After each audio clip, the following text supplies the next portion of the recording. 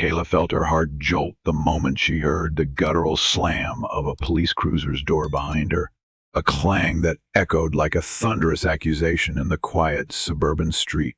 And before she could even blink, the officer's harsh words rang out, "Hey, you, what do you think you're doing here? You don't belong in this neighborhood." That single jarring statement stunned her, stealing her breath as effectively as if she'd been punched, and she momentarily forgot her reason for being there. Hours earlier, Kayla had woken up eager to drive across town, anxious to surprise her husband Cameron at his new design studio, proud of everything they had accomplished together. But now she was standing on a sun-scorched sidewalk, pinned under the scrutiny of a uniformed man whose glare spoke volumes about his beliefs. She had always been acutely aware of the stare some people threw her way. She was black, successful, had a thriving career in marketing, and was married to Cameron, a talented architect who adored her, but she had never expected such open hostility in the middle of a calm suburban morning. Frustration and confusion tangled in her mind. She wanted to shout back, to ask him why he thought she didn't belong. What gave him the right to decide who fit into which neighborhood? But her words clung in her throat. Finally, mustering the bit of courage that bubbled beneath her fear, she tightened her grip on her handbag and said, "Officer, I'm just here to visit my husband. He works a few blocks away." Her voice came out steadier than she felt. The officer, whose nameplate read Thompson, narrowed his cold blue eyes, scanning her as though searching for contraband. "I don't recall seeing any black families around here," he muttered with a sneer, ignoring the slip of her polite explanation. There was a moment of tense silence, broken only by the beep of a car's remote lock somewhere down the street, and Kayla could practically taste the tension in the air, a bitter blend of her own anxiety and his unwarranted aggression. She took a slow breath, trying to project calm. "Officer Thompson," she said gently, "I'm not doing anything illegal.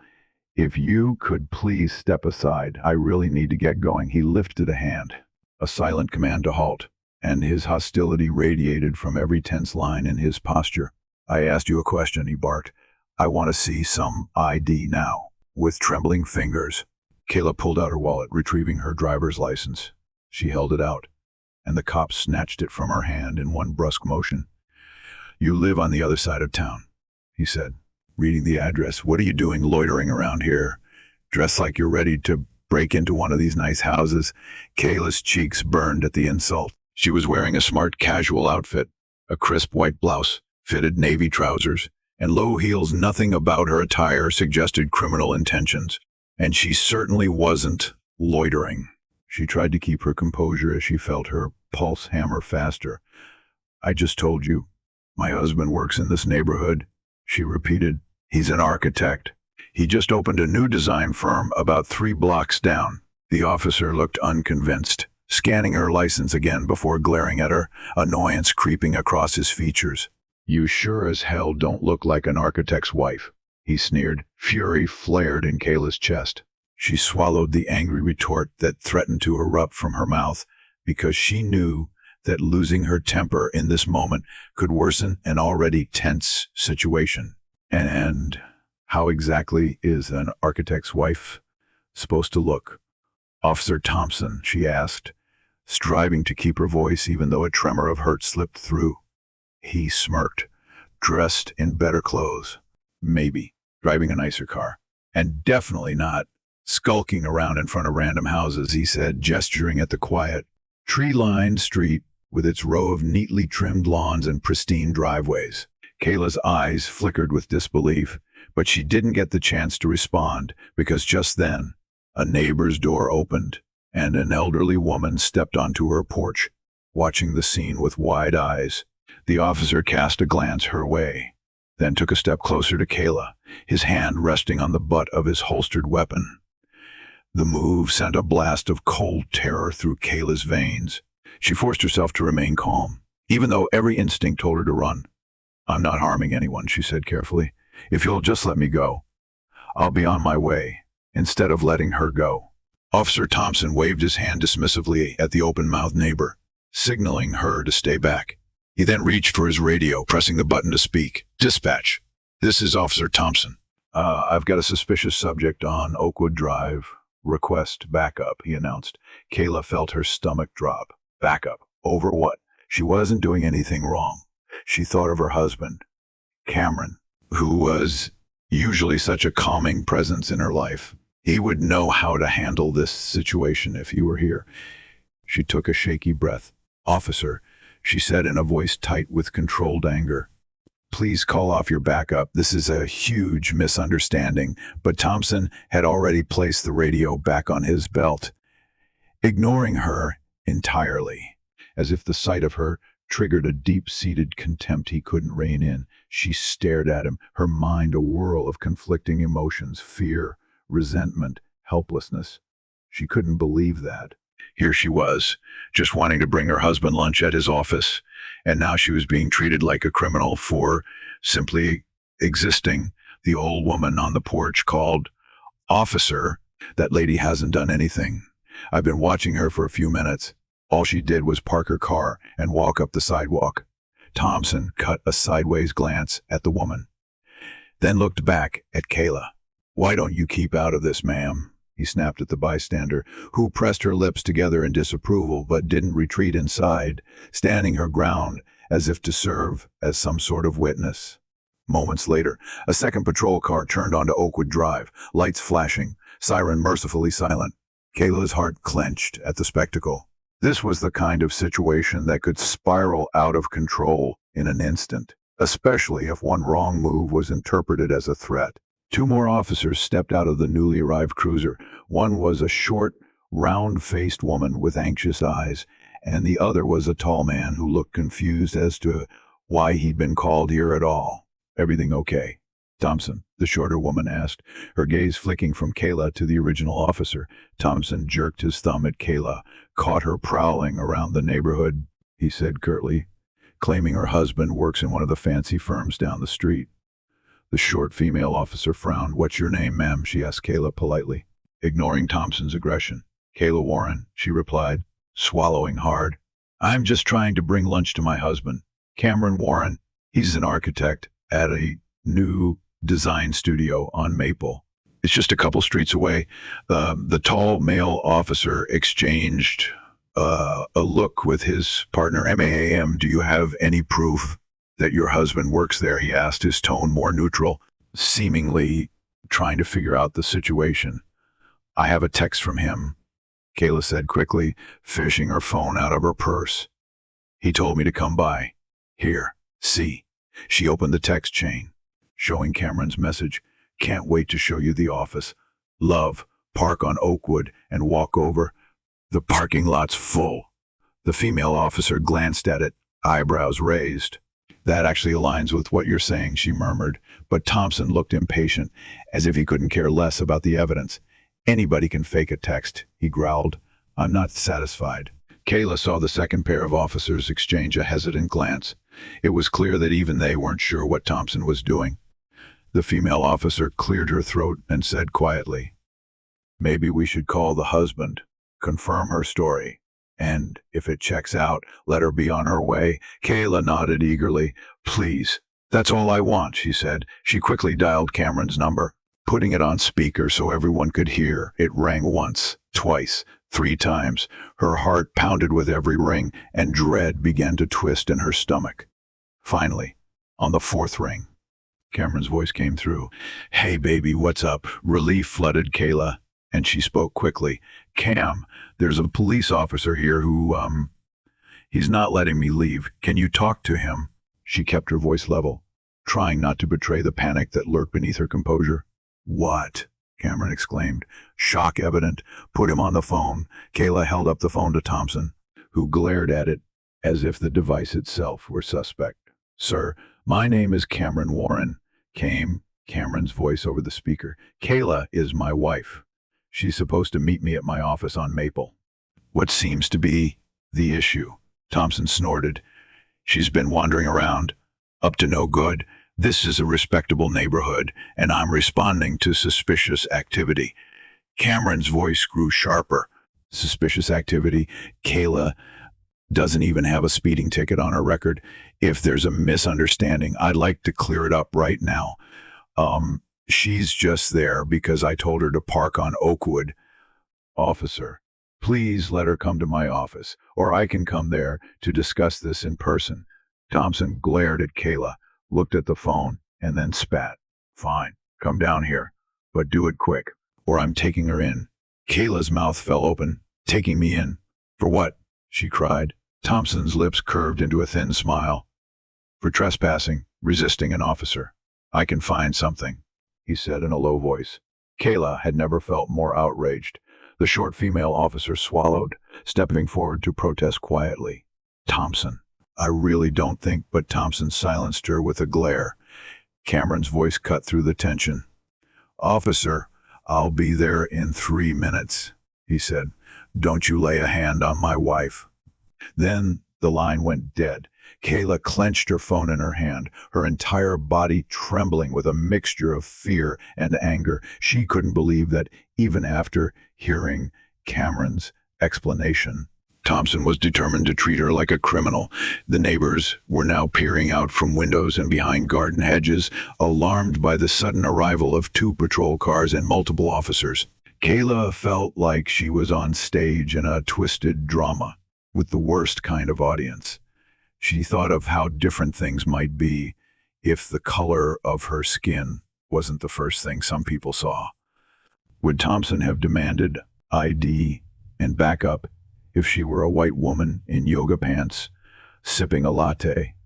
The female officer gave Kayla a small, apologetic glance, as if to say, I'm sorry, I know this is wrong, but I'm powerless to stop him. The tall officer lingered near the patrol car, uncertain how to de-escalate. Thompson, on the other hand, looked incredibly smug, as though he just scored a personal victory by forcing Cameron to rush to the scene. Kayla could only stand there, arms crossed over her chest, waiting. 2 minutes later, a sleek black sedan screeched around the corner and pulled up behind Kayla's parked car. Out of it stepped Cameron, tall, confident, and furious. His usually warm hazel eyes hardened with rage at the sight of his wife surrounded by police. He was wearing a tailored blazer and dark slacks, having just left a meeting. The second he laid eyes on Kayla, the anger in his face mingled with concern. Are you all right? He asked, striding over to her and brushing a hand across her shoulder in reassurance.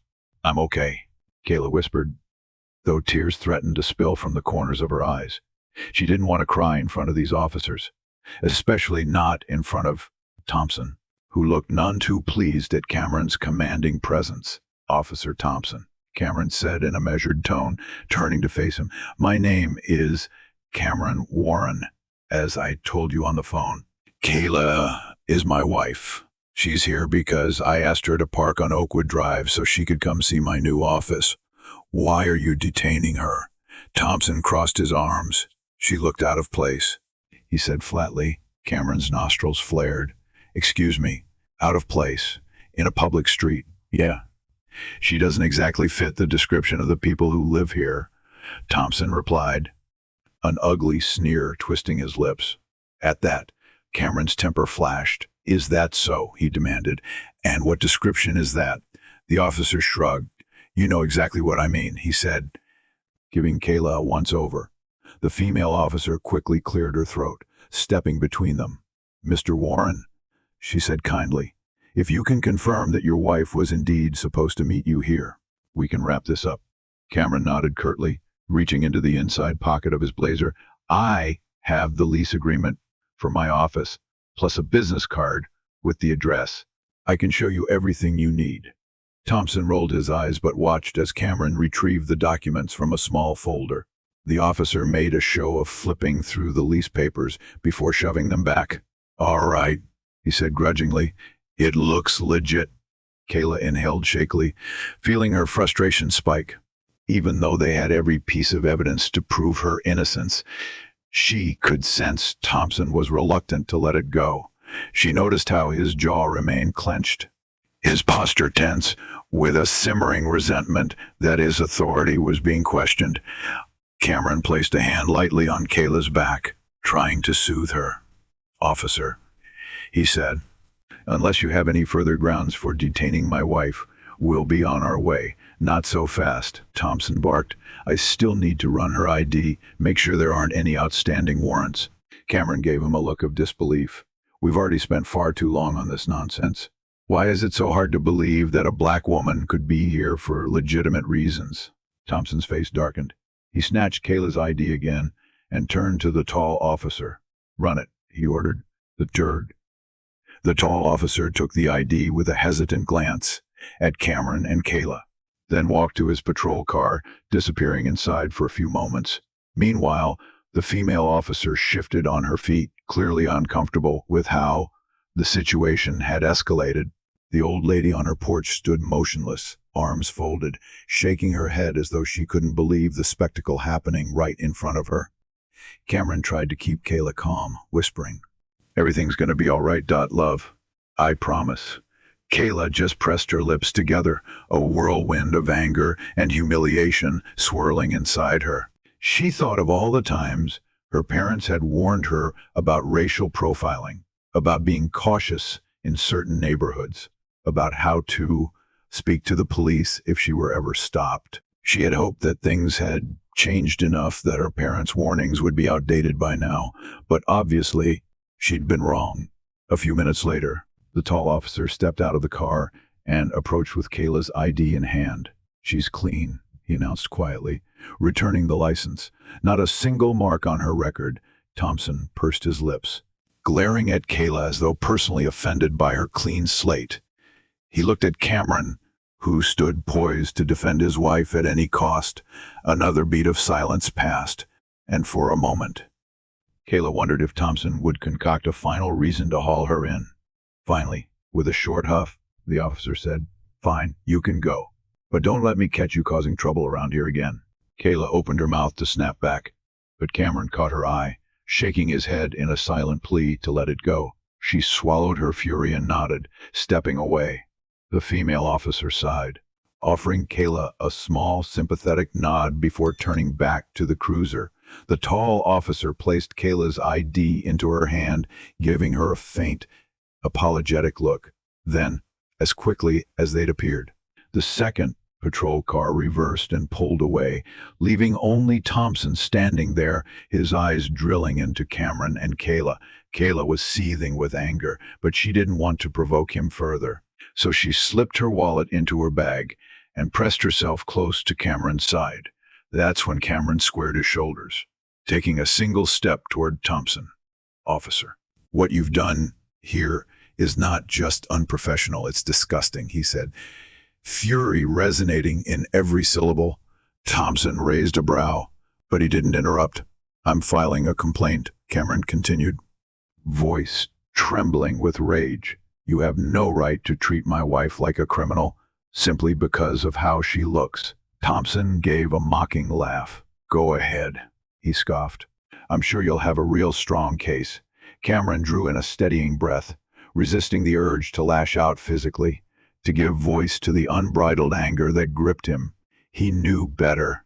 He knew that if he lost control, Thompson would claim assault or resisting arrest or some other excuse to ruin their lives. Instead, Cameron just glared at him. "She deserves better than this," he said. "And so does every person of color who passes through this neighborhood." With that, he slipped an arm around Kayla's waist, guiding her toward his car. Thompson stepped aside grudgingly, but not without muttering under his breath. Kayla kept her head high as they walked away, her heart pounding so hard she thought it might crack her ribs. She silently vowed not to let her fear overshadow her dignity. As soon as they reached the car, Cameron opened the passenger door for Kayla, then slid into the driver's seat. They sat there for a moment, both shaken. Cameron reached for her hand, weaving his fingers through hers. "I am so sorry," he said, voice thick with emotion. "I can't believe this happened." Kayla felt tears well up, but she blinked them back. "It's not your fault," she whispered. I didn't expect to be humiliated like that today." Cameron turned the key in the ignition, exhaling a shaky breath. "Let's get out of here," he said. "We'll go back to my office, and we'll deal with this properly." Kayla nodded, leaning her head against the window as the car pulled away from the curb. She spotted Officer Thompson in the rearview mirror, watching them go with a sour expression, as though they had personally ruined his morning by daring to exist.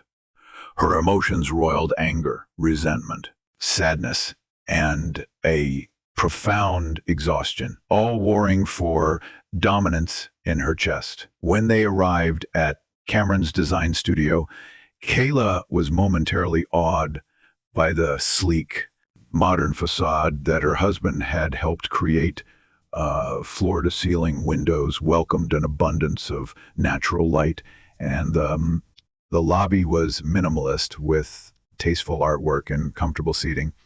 Normally, she would have admired every detail, proud of Cameron's success, but now all she could feel was the lingering chill of what had happened on Oakwood Drive. Cameron parked in the reserved space, turning to Kayla. "We can go straight to HR and call the police department," he said. "I want them to know we're filing a complaint." Kayla inhaled slowly, summoning her composure. "Yes, we should," she agreed. "He can't just get away with this." Cameron gently placed a hand on her cheek, his eyes filled with concern and love. "I'm here," he said. "We'll handle this together." Kayla managed a small nod, leaning into his touch. She recognized how lucky she was to have a partner who stood by her so resolutely. Together, they walked into the lobby, passing by a couple of Cameron's colleagues, several of whom paused at the sight of Kayla's stricken expression. James, one of Cameron's closest friends at the firm, hurried over. "Hey, man, everything okay?" "You rushed out of here like the building was on fire," he said, glancing at Kayla curiously. Cameron hesitated, then spoke in a measured tone. "Kayla was just detained by the police in my neighborhood for no reason." James's eyes went wide. "What?" he blurted, his gaze bouncing between them. "That's insane." Kayla folded her arms, feeling the shock settle. "Apparently, I don't belong," she said bitterly, quoting the officer's words. James let out a low whistle. "That's awful," he said, looking genuinely disturbed. "I'm sorry you had to deal with that." Cameron nodded at James. "I'm headed to make some calls. Report this to the department. Kayla's shaken up, so if you can just give us some space, I'd appreciate it." James nodded vigorously. "Of course. Let me know if there's anything I can do." He squeezed Kayla's hand sympathetically before stepping back, allowing them to head upstairs to Cameron's office. Once inside the privacy of Cameron's new workspace, a sleek corner room with large windows overlooking the city, Kayla sat down heavily in a chair, staring at her hands. Cameron closed the door, loosened his tie, and sank onto the edge of the desk. "Let's get this started," he said, pulling out his phone and dialing the non-emergency police department number. Kayla listened as Cameron spoke to a receptionist, who transferred him to a higher-up. She heard him repeat the story, how an officer had stopped and detained Kayla for nothing more than looking out of place, how backup had been called, how Kayla's ID was run despite zero evidence of wrongdoing. The conversation was tense. Cameron's voice rose at one point, prompting Kayla to rise from her chair and wrap a calming arm around him. He inhaled, trying to remain professional, to not let his anger overshadow the importance of the complaint. After a few minutes, Cameron thanked the person on the other end and hung up. "They're going to open an investigation," he said, pressing his lips together in a grim line. "They said Internal Affairs might contact us for a statement, and we should write everything down while it's fresh." Kayla nodded, her emotions drained. "Good," she said, "and I want to make sure the story gets out there. This can't keep happening." Cameron reached for her hand. "I know, sweetheart. We'll do everything we can." He guided her to the small couch against the far wall, where they sat in silence for a moment, the cityscape sprawling behind them. "Tell me what was going through your mind," he asked gently, wanting to understand her feelings fully. Kayla swallowed hard, remembering how her pulse had pounded, how she felt cornered and helpless. "I was scared," she admitted softly. "Terrified. I didn't know if he'd draw his gun. I was worried no one would believe me." Cameron bowed his head. "I'm so sorry." Kay, he whispered. I hate that you had to go through this. Kayla tried to blink back tears, but they spilled over anyway, sliding down her cheeks. She remembered the humiliating feeling of standing there, powerless, as Thompson's scornful gaze bored into her. She remembered the sense of relief when Cameron arrived, the sudden shift in the officer's stance, like he'd lost the upper hand. And beyond all that, she felt exhausted, tired of having to prove herself, of having to defend her presence in spaces she rightfully belonged to. We'll fight it, Cameron said, voice resolute. Not just for you, but for everyone who's had to endure that kind of treatment. Kayla nodded, remembering the old woman who had tried to intervene, the concerned looks from the neighbors. She knew that some of them understood the injustice, and that gave her a small measure of hope. Determined not to let Thompson's actions define her day, Kayla slowly inhaled, gathering her composure. She was at her husband's new office, a place of pride and excitement. She refused to let hatred overshadow that celebration entirely. After a few moments, Kayla cleared her throat, wiping at her eyes. I brought you lunch, she said, motioning to the small cooler bag she left in her car. Cameron gave her a weak smile. We can get it later, he said. Let's just sit here for a moment. Kayla leaned against him, letting his warmth calm her. The beep of Cameron's cell phone broke the quiet, and he pulled it out, glancing at the screen. It's your mom, he said, reading the caller ID. Kayla's heart sank.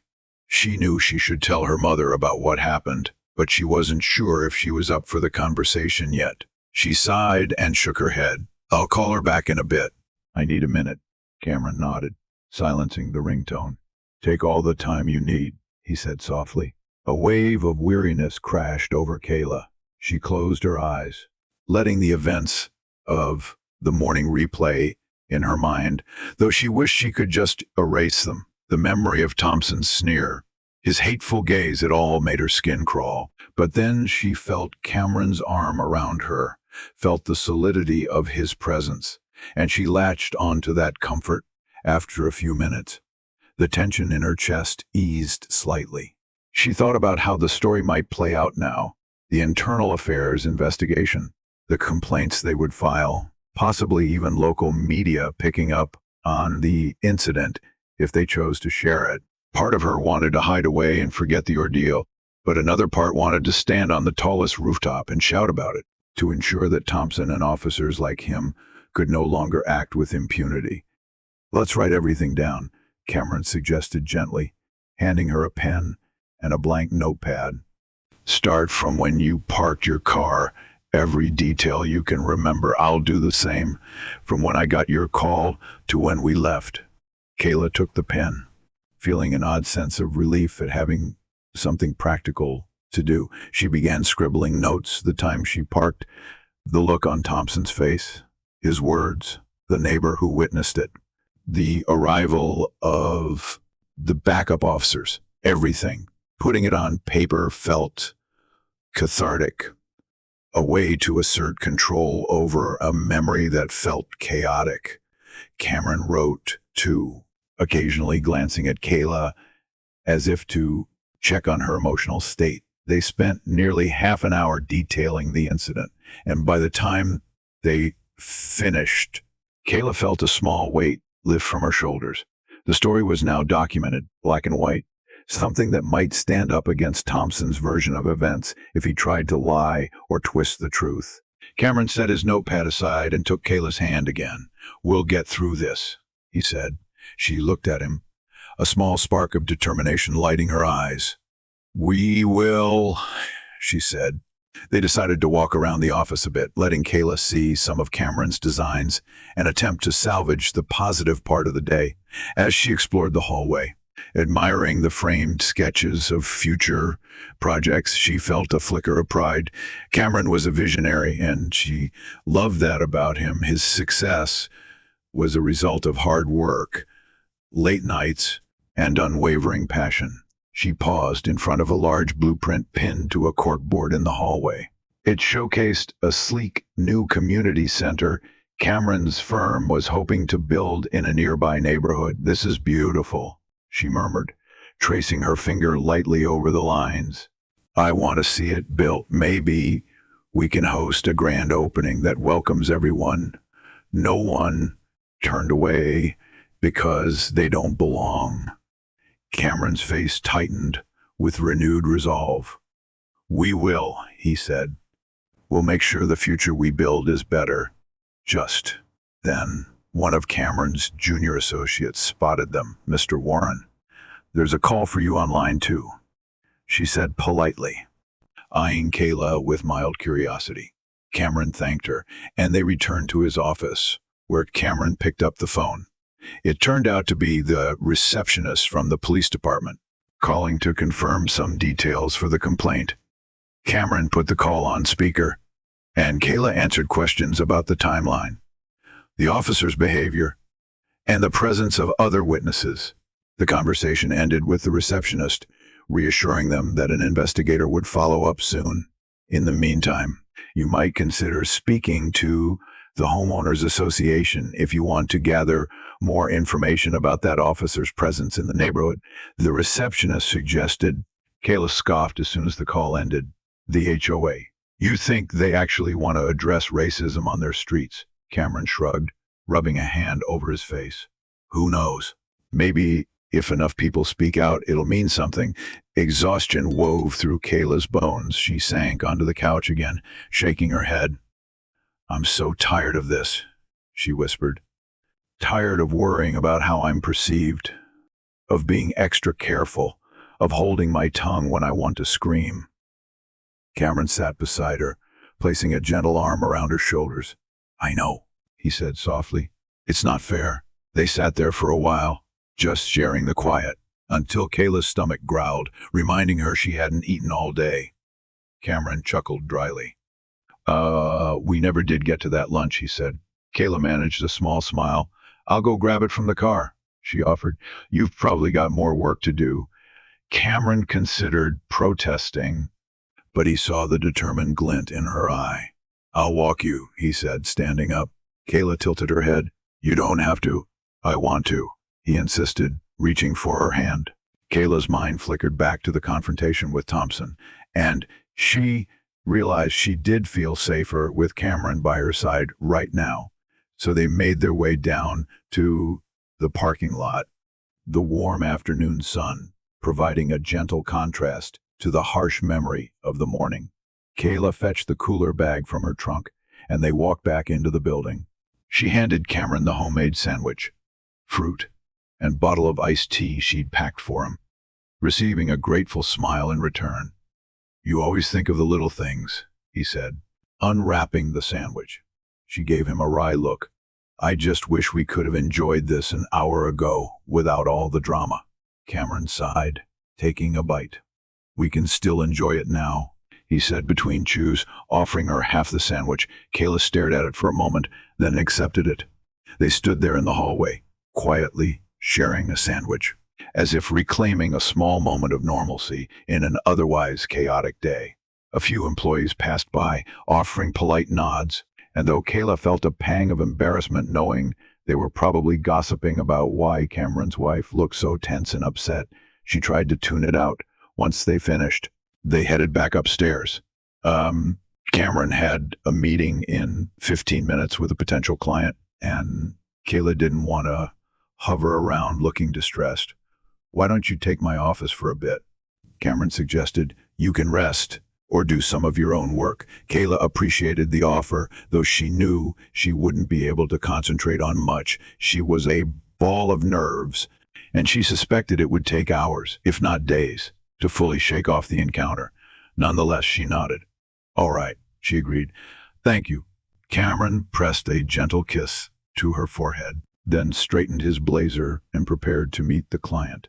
Kayla sat at his desk, the city view sprawling out before her, feeling the slow churn of unresolved tension in her gut. She powered on her phone, noticing several missed texts from her mom, from her best friend, from a coworker. Word traveled fast. Apparently, maybe Cameron had texted someone, or maybe a neighbor had posted about the incident on social media. Her best friend, Tasha, had sent a furious stream of messages, demanding details about the officer's name and precinct. Kayla sighed, replying with a quick summary of events and promising to call later. She considered calling her mom, but the idea of having to recount the trauma so soon made her chest tighten, so she decided to wait. Instead, she scrolled mindlessly through her email, trying to distract herself. 10 minutes later, Cameron peeked into the office, looking apologetic. "I'm sorry, love," he said. "I've got to go meet them in the conference room. Are you okay in here?" She forced a small smile. "I'll be fine." She lied. She was far from okay, but she didn't want to pile more stress on her husband right now. "Go." He gave her hand a quick squeeze and headed off. Left alone, Kayla exhaled and tapped her fingers on the desk. She leaned back in the swivel chair, her gaze drifting over the architectural sketches pinned to the wall. She remembered the first time she saw Cameron's drawings back when they were dating. She'd been mesmerized by how he envisioned empty lots and dilapidated buildings turning into spaces of beauty and utility. It occurred to her that, in some ways, Cameron's job was about shaping the environment to make it more inclusive, more welcoming. Meanwhile, there were people like Officer Thompson who tried to keep certain people out, to maintain invisible barriers. The juxtaposition made her head spin, deciding she couldn't sit still any longer. Kayla stood up and walked to the window. The city stretched before her, office buildings, apartments, dot shops, restaurants. She wondered how many other people had stories like hers, stories of being told they didn't belong, of being humiliated for simply trying to move through life. A surge of determination flooded her. She wouldn't let Thompson's words define her day, or any day after. She was Kayla Warren, and she deserved every right to be exactly where she wanted to be. She took out her phone again and composed a brief social media post. "Earlier today, I was stopped by a police officer for simply existing in a neighborhood where he thought I didn't belong. My husband arrived to defend me, and we're filing a formal complaint. This happens too often. We deserve better." She hovered over the post button for a moment, a lump in her throat. There was a risk in going public, possible backlash, harassment, but there was also a chance it could spark change, or at least solidarity from friends and strangers who understood. With a resolute breath, she tapped post. Immediately, notifications started rolling in. Likes, angry emojis, supportive comments. "I'm so sorry. That's terrible. We're with you. Enough is enough." Kayla felt a strange sense of relief, as though she'd placed part of her burden onto a collective consciousness. She wasn't alone in this. After a few moments, she set her phone down. Noticing the time on Cameron's clock, it had been 15 minutes since his meeting started, so he'd likely be tied up for another half hour at least. She decided she'd wait. Then maybe they could both head home early and decompress. The weight of the morning still pressed on her, but at least she wasn't as shaky. She began pacing around the office, mentally replaying every detail of the incident, ensuring she hadn't forgotten anything important for the complaint. The look in Thompson's eyes haunted her, the blatant prejudice, the certainty that he could bully her without consequence. But she had stood her ground, and so had Cameron. The memory of him arriving, striding out of the car in furious defense of her, was something that almost made her want to smile. That was love, pure and powerful. She heard footsteps outside the door and paused. Cameron entered, looking tired but relieved. "They loved the pitch," he said quietly, "so that's good news. But all I could think about the whole time was what happened to you." Kayla crossed the room and hugged him. "It's okay," she murmured. "We're doing everything we can." He nodded against her hair. "Yeah, they'll probably give Thompson a slap on the wrist, but at least we can try." Kayla bit her lip. "I posted about it on social media," she admitted. Cameron pulled back, searching her eyes. "You did?" he asked. And when she nodded, he said, "I'm proud of you. It's brave to speak out publicly." Kayla shrugged, feeling a flash of uncertainty. "I just couldn't keep it in. People need to know." He kissed her forehead softly. They do. I'm behind you, 100%. They decided to call it a day and head back home. As Cameron locked up his office, Kayla couldn't help but reflect on the roller coaster of emotions that had consumed her morning. She felt a spark of empowerment, though, at the thought of standing up against the injustice. The drive home was quiet, both of them still processing. Kayla watched the familiar city streets pass by, the afternoon sun casting golden hues across the buildings.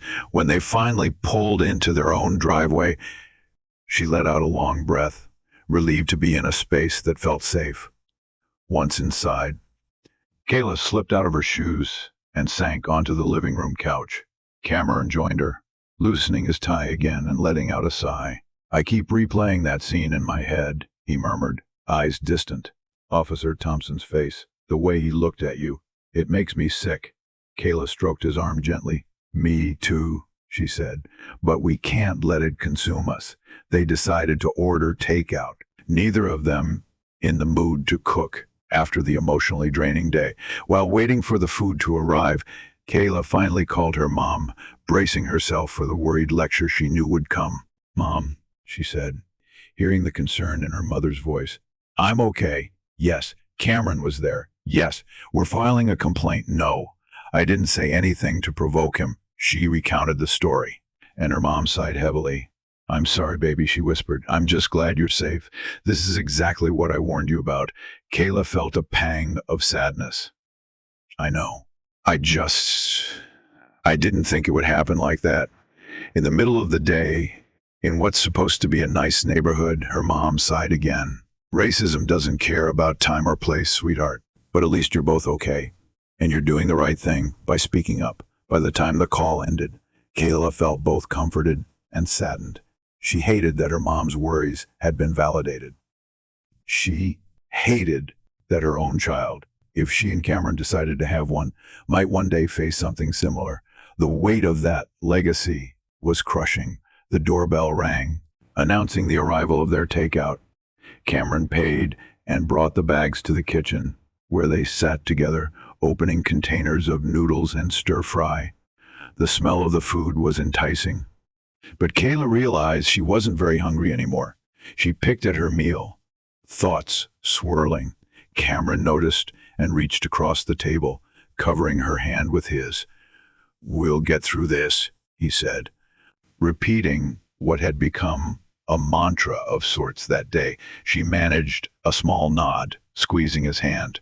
Over dinner, they talked about next steps, giving their official statements to internal affairs, possibly contacting a lawyer if the police department dragged their feet, or if Thompson retaliated.